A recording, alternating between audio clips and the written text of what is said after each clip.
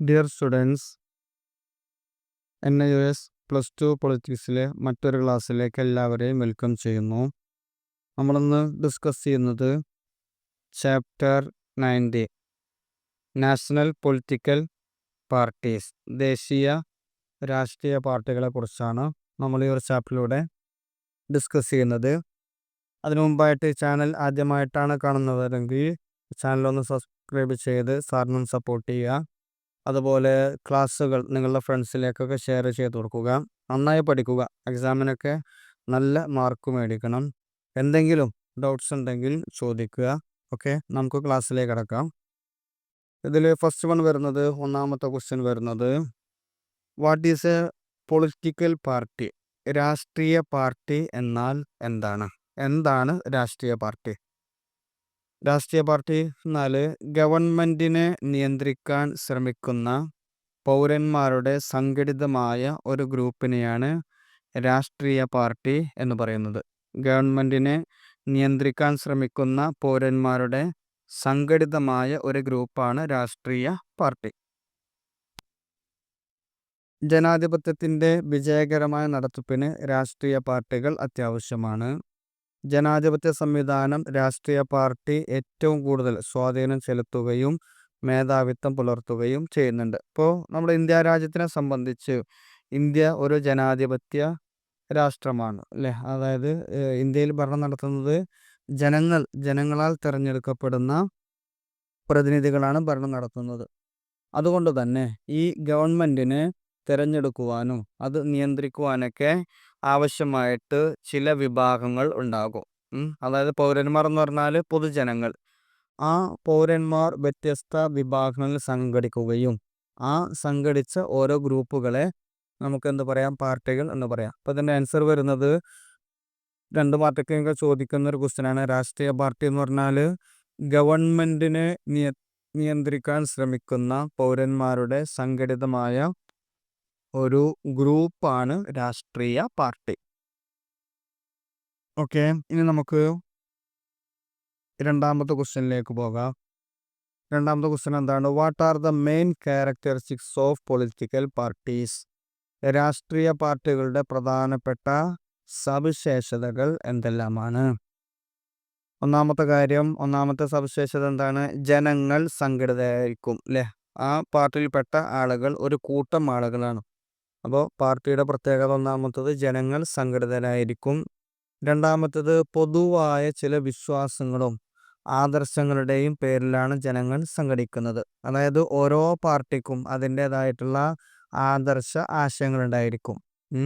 ആ വിശ്വാസങ്ങളും ആദർശങ്ങളും ഉള്ളവരാണ് പൊതുവിൽ ഒരു പാർട്ടിയായിട്ട് മാറുന്നത്. മൂന്നാമത്തെ കാര്യം, ഭരണഘടനാനുസൃതമായ മാർഗങ്ങളിലൂടെ അധികാരം പിടിച്ചെടുക്കാനാണ് രാഷ്ട്രീയ കക്ഷികൾ ആഗ്രഹിക്കുന്നത്. ഇപ്പോൾ നമ്മുടെ ഇന്ത്യയിലാണെങ്കിലും കേരളത്തിലാണെങ്കിലൊക്കെ വിവിധ പാർട്ടികൾ മാറി മാറി ഭരണം നടത്തി വരുന്നുണ്ട്. അപ്പോൾ ഇവരൊക്കെ ഒരിക്കൽ അധികാരം നഷ്ടപ്പെട്ടു കഴിഞ്ഞാൽ അതിനെ തിരിച്ചു പിടിക്കുവാനുള്ള ശ്രമങ്ങൾ നടത്തും. പക്ഷെ അതെങ്ങനെയായിരിക്കും? ഭരണഘടനയ്ക്ക് അനുസൃതമായിട്ടായിരിക്കും ഭരണം തിരിച്ചു പിടിക്കുവാനുള്ള ശ്രമങ്ങൾ നടത്തുന്നത്. ഇനി നാലാമത്തത്, ദേശീയ താല്പര്യത്തിൻ്റെ പോഷണത്തിലാണ് ഒരു രാഷ്ട്രീയ കക്ഷിയുടെ നിലനിൽപ്പ്. ദേശീയ താല്പര്യം എന്ന് പറഞ്ഞു കഴിഞ്ഞാൽ ഇപ്പോൾ ഓരോ പാർട്ടികളും പ്രവർത്തിക്കുന്നത് അവരുടെ ഓരോ സംസ്ഥാനങ്ങളിൽ പ്രവർത്തിക്കുകയാണെങ്കിൽ പോലും അന്തർദേശീയമായ താല്പര്യത്തിൻ്റെ അടിസ്ഥാനത്തിലാണ് ഓരോ രാഷ്ട്രീയ പാർട്ടികളും പ്രവർത്തിക്കുന്നത്. ഓക്കെ, ഈ 4 കാര്യങ്ങളാണ് പ്രധാനമായിട്ടും രാഷ്ട്രീയ പാർട്ടികളുടെ സവിശേഷതകളായിട്ട് വരുന്നത്. ഇനി നെക്സ്റ്റ് നോക്കൂ, മൂന്നാമത്തെ ക്വസ്റ്റ്യൻ വരുന്നത്, discuss the various types of political parties. വ്യത്യസ്ത രാഷ്ട്രീയ പാർട്ടികളെ കുറിച്ച് വിശദീകരിക്കുക.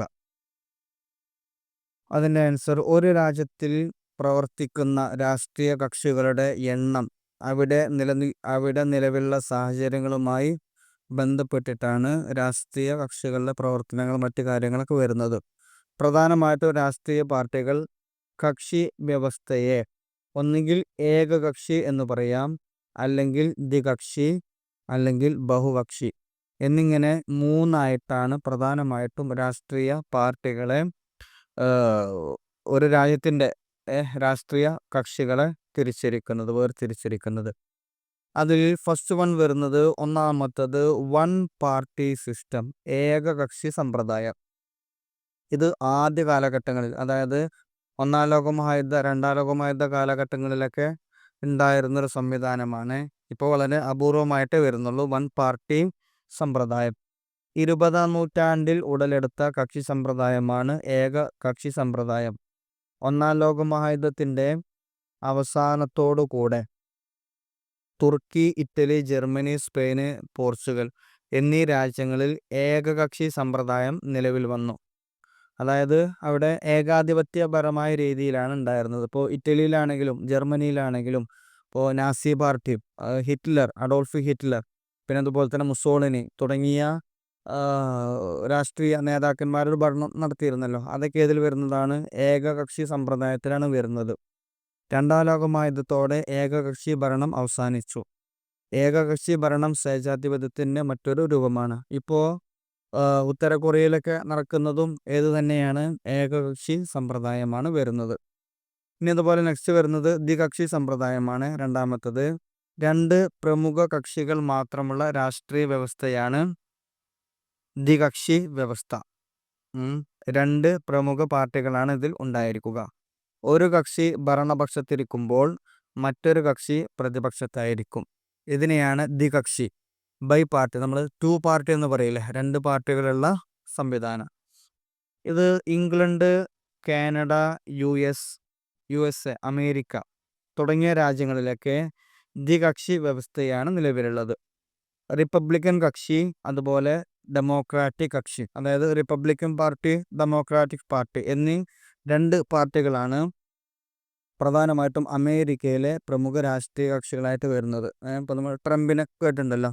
അപ്പോൾ ഇവർ പ്രവർത്തിക്കുന്നത് ഒന്നുകിൽ അവിടെ ഭരണം നടത്തുന്നത് റിപ്പബ്ലിക്കൻ പാർട്ടി ആയിരിക്കും, ഇനി അല്ലെങ്കിൽ പ്രതിപക്ഷത്തായിരിക്കും ഡെമോക്രാറ്റിക് പാർട്ടി ആയിരിക്കും. ഇനി നെക്സ്റ്റ് തിരഞ്ഞെടുപ്പ് വരുമ്പോൾ നേരെ തിരിച്ചും സംഭവിക്കും. ഓക്കെ, അപ്പോൾ ഇതാണ് ദ്വികക്ഷി സമ്പ്രദായത്തിൽ വരുന്നത്. ഇനി നെക്സ്റ്റ് വരുന്നതാണ് മൂന്നാമത്തത് മൾട്ടി പാർട്ടി സിസ്റ്റം, അതായത് ബഹുകക്ഷി സമ്പ്രദായം. രണ്ടിലധികം രാഷ്ട്രീയ കക്ഷികളുടെ സ്ഥലങ്ങളിലാണ് ബഹുകക്ഷി വ്യവസ്ഥ നിലവിലുള്ളത്. അതായത് ധാരാളം കക്ഷികൾ, അതായത് രണ്ടിലധികം, 3 or 4 ഒക്കെ വരുന്നതാണ് ബഹുകക്ഷി സമ്പ്രദായം. Italy, France, Germany, Japan, Switzerland, India തുടങ്ങിയ രാജ്യങ്ങളിലെല്ലാം വരുന്നത് ബഹുകക്ഷി വ്യവസ്ഥയാണ് നിലവിൽ വരുന്നത്. അതായത് രണ്ടിലധികം പാർട്ടികൾ ഉള്ള രാജ്യങ്ങളെയാണ്, അല്ലെങ്കിൽ ആ രീതിയാണ് ബഹുകക്ഷി സമ്പ്രദായം എന്ന് പറയുന്നത്. ഓക്കെ, ഇനി നെക്സ്റ്റ് ക്വസ്റ്റ്യൻ നോക്കൂ. 4ാമത്തെ ക്വസ്റ്റ്യൻ ആണ്, discuss the evolution of party system in India. ഇന്ത്യയിലെ രാഷ്ട്രീയ പാർട്ടികളുടെ പരിണാമത്തെക്കുറിച്ച് വിശദീകരിക്കുക. ഇന്ത്യയിൽ ഇന്ന് കാണുന്ന രീതിയിലേക്ക് എങ്ങനെയാണ് രാഷ്ട്രീയ പാർട്ടികൾ എത്തിയത്? ആദ്യ കാലഘട്ടങ്ങളിൽ, അതായത് സ്വാതന്ത്ര്യ കാലഘട്ടങ്ങളിൽ, ഈ ബ്രിട്ടീഷുകാർ ഇവിടെ കോളനിയാക്കി ഭരിക്കുന്ന കാലഘട്ടങ്ങളിലൊക്കെ ആദ്യം Indian National Congress, INC, Indian National Congress മാത്രമേ ഉണ്ടായിരുന്നുള്ളൂ. പിന്നീടാണ് 1855 ഉണ്ടായിരുന്നത്. അതിനുശേഷമാണ് പിന്നീട് വ്യത്യസ്തങ്ങളായിട്ടുള്ള പാർട്ടികൾ രൂപം കൊള്ളുന്നത്. അവയെക്കുറിച്ചാണ് പറയുന്നത്. അതിൻ്റെ ആൻസർ നോക്കൂ. ഇന്ത്യൻ കക്ഷി വ്യവസ്ഥ ആധാരമാക്കിയിരിക്കുന്നത് രാഷ്ട്രത്തിൻ്റെ സ്വഭാവം, പ്രാദേശിക സംസ്കാരങ്ങളുടെ വൈവിധ്യം, വിശാലമായ പ്രദേശം എന്നിവയിലാണ്. ഇന്ത്യയിലെ രാഷ്ട്രീയ കക്ഷി വ്യവസ്ഥയുടെ ഉത്ഭവം 1855 ഇന്ത്യൻ നാഷണൽ കോൺഗ്രസിൻ്റെ ആവിർഭാവത്തോടെയാണ്. ഇതൊന്ന് മാർക്ക് ചെയ്ത് കൊടുക്കണേ. ഇന്ത്യയിലെ രാഷ്ട്രീയ കക്ഷി വ്യവസ്ഥയുടെ ഉത്ഭവം വർഷം ഏതാണ്? 1855 ആദ്യമായിട്ട് നിലവിൽ വന്ന പാർട്ടി ഏതാണ്? ഇന്ത്യൻ നാഷണൽ കോൺഗ്രസ് ആണ്.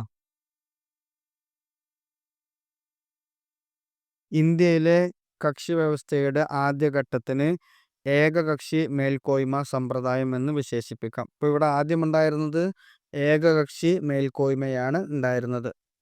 അന്ന് കേന്ദ്ര സംസ്ഥാനങ്ങളിൽ ഇന്ത്യൻ നാഷണൽ കോൺഗ്രസ് ആയിരുന്നു അധികാരത്തിൽ.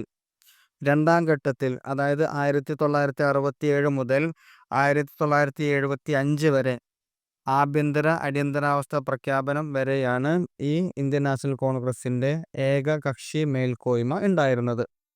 ഇനി കക്ഷി വ്യവസ്ഥയുടെ മൂന്നാം ഘട്ടം അടിയന്തരാവസ്ഥ പ്രഖ്യാപനത്തെ തുടർന്ന് 2 വർഷങ്ങളാണ് ഉണ്ടായിരുന്നത്. 2 വർഷക്കാലം അടിയന്തരാവസ്ഥ പ്രഖ്യാപനത്തെ തുടർന്ന് ഉണ്ടായത്.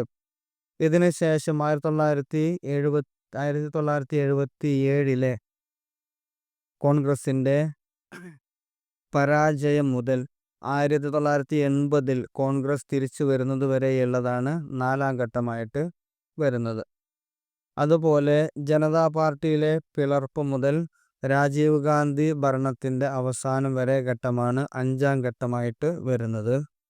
ഇനി 1989 പൊതു തെരഞ്ഞെടുപ്പിന് ശേഷം ദേശീയ മുന്നണി സർക്കാർ രൂപം കൊണ്ടതിനെ തുടർന്നുണ്ടായ സംഭവവികാസങ്ങളാണ് ഇന്ത്യൻ രാഷ്ട്രീയ വ്യവസ്ഥയുടെ അവസാന ഘട്ടമായിട്ട് വരുന്നത്. അപ്പം ഇങ്ങനെ 5ാം ഘട്ടവും പിന്നെ അതിനുശേഷമുള്ള അവസാന ഘട്ടം, ഇങ്ങനെ വ്യത്യസ്ത ഘട്ടങ്ങളിലാണ് ഇന്ത്യയിലെ രാഷ്ട്രീയ പാർട്ടികളുടെ പരിണാമത്തെ, ഇന്ത്യൻ നാഷണൽ കോൺഗ്രസിന്റെ ഉൾപ്പെടെയുള്ള രാഷ്ട്രീയ പരിണാമത്തെക്കുറിച്ച് പറയുന്നത്. ഇനി അതിനെക്കുറിച്ച് വളരെ വിശദമായിട്ട് പറയുകയാണ്. 5ാമത്തെ ക്വസ്റ്റ്യൻ നോക്കട്ടെ. Discuss major national parties of India. ഇന്ത്യയിലെ പ്രധാനപ്പെട്ട പാർട്ടികളെ കുറിച്ചാണ് പറയുന്നത്. ഇന്ത്യയിലെ പ്രധാന രാഷ്ട്രീയ പാർട്ടികളെ കുറിച്ച് വിവരിക്കുക. അതിൽ ഫസ്റ്റ് വൺ വരുന്നത്, ഒന്നാമത്തത് ഇന്ത്യയിലെ ദേശീയ പാർട്ടികളിൽ first one Indian National Congress ആണ്. INC എന്ന ചുരുക്കപ്പേരിൽ അറിയപ്പെടും. INC, Indian National Congress. 1885 AO ഹ്യൂമാണ് ഇന്ത്യൻ നാഷണൽ കോൺഗ്രസിനെ സ്ഥാപിച്ചത്.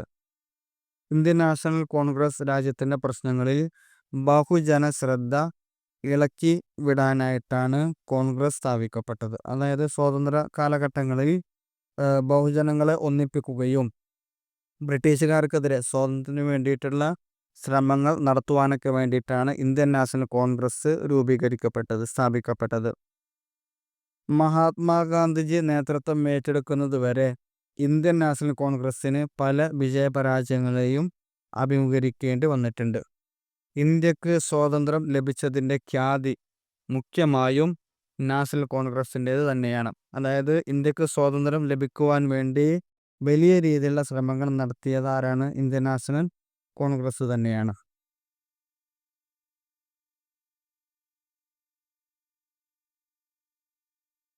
സ്വാതന്ത്ര്യപ്രാപ്തിയോടുകൂടി ഇന്ത്യയിൽ പുതിയൊരു രാഷ്ട്രീയ സാമൂഹിക ക്രമം ആരംഭിക്കുമെന്ന് കോൺഗ്രസ് പ്രതിജ്ഞയെടുത്തു.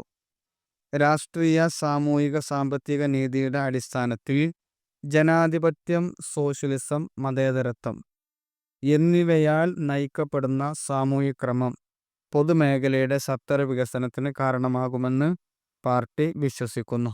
പ്രധാനമായിട്ടും 3 കാര്യങ്ങളാണ് കോൺഗ്രസ് പാർട്ടി മുന്നോട്ട് വച്ചിരുന്നത്. ഒന്നാമത്തത് ജനാധിപത്യമാണ്, രണ്ടാമത്തത് സോഷ്യലിസം, മൂന്നാമത്തത് മതേതരത്വം. ഇവയാണ് പ്രധാനമായിട്ടും കോൺഗ്രസ് പാർട്ടി ഉയർത്തിപ്പിടിച്ചിരുന്ന കാര്യം.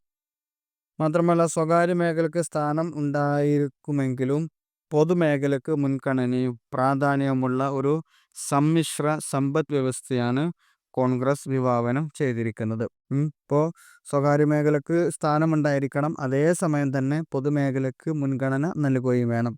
ഈ കാര്യങ്ങളാണ് പ്രധാനമായിട്ടും കോൺഗ്രസ് മുന്നോട്ട് വച്ചിരുന്നത്. ഒരു സാമൂഹ്യ വിപ്ലവവും കോൺഗ്രസ് ലക്ഷ്യം വെക്കുന്നുണ്ട്. അതായത് ജാതീയത, വർഗീയത, പ്രാദേശികത്വം മുതലായവയെ കോൺഗ്രസ് എതിർത്തിരുന്നു. ജാതീയപരമായിട്ടുള്ള വിവേചനത്തെ എതിർത്തിരുന്നു. അതുപോലെ വർഗീയപരമായിട്ടുള്ള വിവേചനത്തെയും പ്രാദേശികത്വത്തെയും കോൺഗ്രസ് ശക്തമായി എതിർത്തിരുന്നു. കോൺഗ്രസ് എന്ന പ്ലാറ്റ്ഫോമിൻ്റെ പ്രധാനപ്പെട്ട അടിത്തറ അതെന്തായിരുന്നു? മതേതരത്വമാണ്. മതേതരത്വമാണ് പ്രധാനമായിട്ടും കോൺഗ്രസ് മുന്നോട്ട് വെച്ചുള്ളത്. മാത്രമല്ല വിദേശ നയത്തെ സംബന്ധിച്ചിടത്തോളം പഞ്ചശീലവും ചേരിചേര നയവുമാണ് പ്രധാനമായിട്ടും കോൺഗ്രസിനെ നയിക്കുന്ന ചിന്താഗതികൾ. 2 കാര്യങ്ങൾ പ്രധാനമായിട്ടും. അതിലൊന്നാമത്തത് പഞ്ചശീലം, രണ്ടാമത്തത് ചേരിചേര നയം. ഈ കാര്യങ്ങളാണ് കോൺഗ്രസിൻ്റെ പ്രധാനപ്പെട്ട ചിന്താഗതികളായിട്ട് വരുന്നത്. 1969 ഇന്ത്യൻ നാഷണൽ കോൺഗ്രസിൽ ആദ്യമായി ഒരു പിളർപ്പുണ്ടായത്. 1969 കോൺഗ്രസ് രണ്ടായി പിളർന്നത്. അതിൻ്റെ ഫലമായിട്ട് രണ്ട് വ്യത്യസ്തങ്ങളായിട്ടുള്ള പാർട്ടികൾ രൂപം കൊണ്ടു. അതിലൊന്നാമത്തത് ഭരണ കോൺഗ്രസ്. ഒന്നേതായിരുന്നു? ഭരണ കോൺഗ്രസ്. രണ്ടാമത്തത് സംഘടനാ കോൺഗ്രസ്. ഇങ്ങനെ രണ്ടായി പിളർന്നു. ഭരണ കോൺഗ്രസിൻ്റെ നേതൃത്വം നൽകിയിരുന്നത് ആരായിരുന്നു? ശ്രീമതി ഇന്ദിരാഗാന്ധി ആയിരുന്നു. ഇത് മാറരുത്. ഭരണ കോൺഗ്രസ്സിന് നേതൃത്വം കൊടുത്തത് ഇന്ദിരാഗാന്ധി ആയിരുന്നു. രണ്ടാമത്തത് സംഘടനാ കോൺഗ്രസ് ആണ്. അതിന് നേതൃത്വം കൊടുത്തിരുന്നത് ശ്രീ കാമരാജായിരുന്നു. കാമരാജാണ് സംഘടനാ കോൺഗ്രസ്സിന് നേതൃത്വം നൽകിയിരുന്നത്. ഇനി ജനതാ പാർട്ടി രൂപം കൊണ്ടപ്പോൾ സംഘടനാ കോൺഗ്രസ് പാർട്ടി അതിൽ ലയിക്കുകയുണ്ടായി. അതായത് ഇതിന് ശേഷമാണ് നമ്മൾ ഭാരതീയ ജനതാ പാർട്ടിയെ കുറിച്ച് പഠിക്കുന്നുണ്ട്. ഈ സമയത്ത് എന്ത് ചെയ്തു? ജനതാ പാർട്ടി എന്നുള്ള മറ്റൊരു പാർട്ടി രൂപീകരിച്ചു. ഈ സമയം സംഘടനാ കോൺഗ്രസ് ഏതിൽ ലയിച്ചു? ജനതാ പാർട്ടിയിൽ ലയിക്കുകയാണ് ചെയ്തത്. 1978 ജനുവരിയിൽ ഇന്ത്യൻ നാഷണൽ കോൺഗ്രസിൽ വീണ്ടും ഒരു പിളർപ്പുണ്ടായി. അതിൽ ഇന്ദിരാഗാന്ധിയുടെ നേതൃത്വത്തിൽ ഭരണവിഭാഗം കോൺഗ്രസ്സുകാർ ഇന്ദിരാ കോൺഗ്രസ് എന്നൊരു പുതിയ പാർട്ടി രൂപീകരിച്ചു. അതായത് കോൺഗ്രസ് ഐ, ഇന്ദിരാഗാന്ധി കോൺഗ്രസ് എന്നുള്ള പുതിയൊരു കോൺഗ്രസ് അവർ രൂപീകരിക്കുകയും ചെയ്തു. അപ്പോൾ അതിൽ പ്രധാനപ്പെട്ട ഒരു രാഷ്ട്രീയ പാർട്ടി ഏതായിരുന്നു? ഇന്ത്യൻ നാഷണൽ കോൺഗ്രസ് ആയിരുന്നു. ഇനി രണ്ടാമത്തെ ഇന്ത്യയിലെ മറ്റൊരു പ്രധാനപ്പെട്ട പാർട്ടിയാണ് ഭാരതീയ ജനതാ പാർട്ടി, BJP എന്ന ചുരുക്കപ്പേരിൽ അറിയപ്പെടുന്നത്. ജനതാ പാർട്ടിയിലുണ്ടായ പിളർപ്പിന്റെ ഫലമായിട്ടാണ് ഭാരതീയ ജനതാ പാർട്ടി രൂപം കൊണ്ടത്. ഇപ്പോൾ ജനതാ പാർട്ടി ഈ കോൺഗ്രസ്സിലുണ്ടായിട്ടുള്ള ജനതാ പാർട്ടി പിളരുകയും അതെന്തായി മാറി മറ്റൊരു പാർട്ടി രൂപം കൊണ്ടു. അതാണ് ഭാരതീയ ജനതാ പാർട്ടി, BJP എന്നുള്ളത്.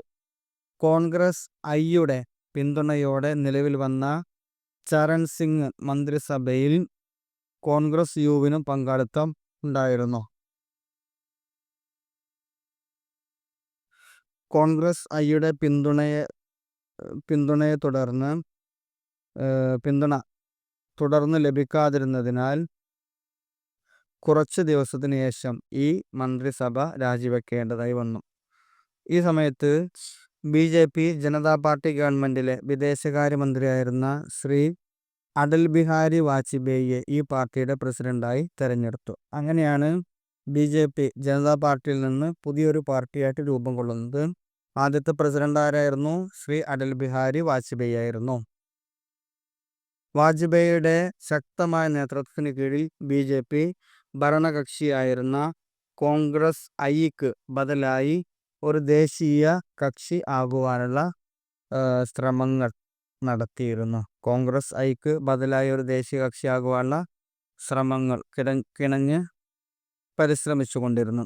ജനാധിപത്യം, നിയമാനുശാസനം, വ്യക്തി സ്വാതന്ത്ര്യം എന്നിവയ്ക്ക് വേണ്ടി BJP നിലകൊണ്ടു. 3 കാര്യങ്ങളൊന്ന് ജനാധിപത്യം, 2 നിയമാനുശാസനം, പിന്നെ മറ്റൊന്ന് വ്യക്തി സ്വാതന്ത്ര്യം. ഇവയാണ് പ്രധാനമായിട്ടും BJP മുന്നോട്ട് വച്ചിരുന്നത്.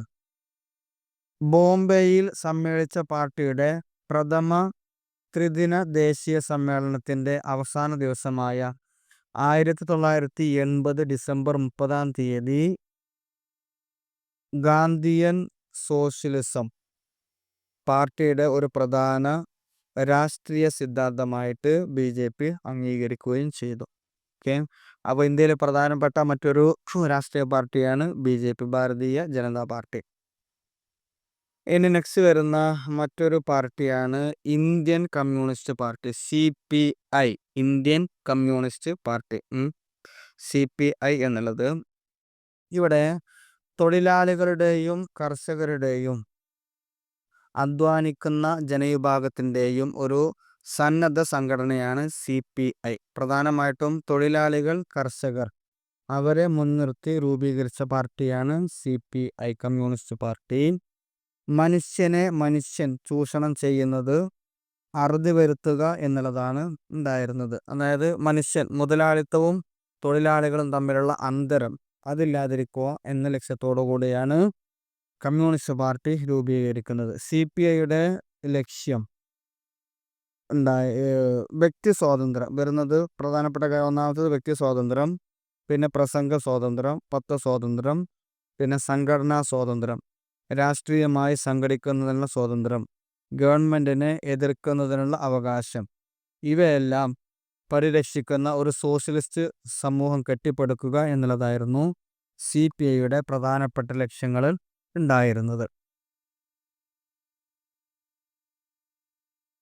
പഞ്ചശീലങ്ങളിൽ അധിഷ്ഠിതമായ സമാധാനപരമായ സഹപ്രവർത്തനമാണ് വിദേശ രംഗത്ത് പാർട്ടി അഭിലഷിക്കുന്നത്.